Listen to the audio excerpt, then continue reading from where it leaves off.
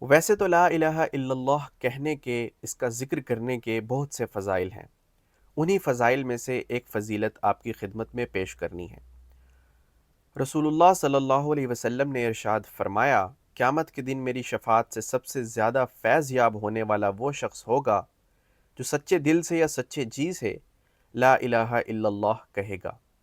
تو اس حدیث پاک سے یہ معلوم ہوتا ہے کہ جو انسان بھی رسول اللہ صلی اللہ علیہ وسلم کی شفاعت حاصل کرنا چاہتا ہو قیامت کے دن، تو اس کو سچے دل سے لا الہ الا اللہ کا ذکر کرتے رہنا چاہیے۔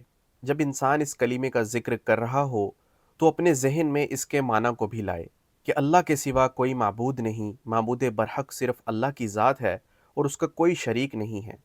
یعنی اگر عبادت کی جائے گی تو صرف اللہ کی جائے گی۔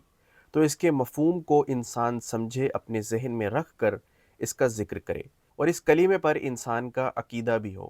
تو جس شخص کا اس کلمے پر عقیدہ ہوگا، شرک سے وہ پاک ہوگا اور اس کلمے کا زیادہ سے زیادہ ذکر کرنے والا ہوگا، تو آپ صلی اللہ علیہ وسلم کی حدیث کے مطابق اس کو آپ صلی اللہ علیہ وسلم کی شفاعت قیامت کے دن حاصل ہو جائے گی۔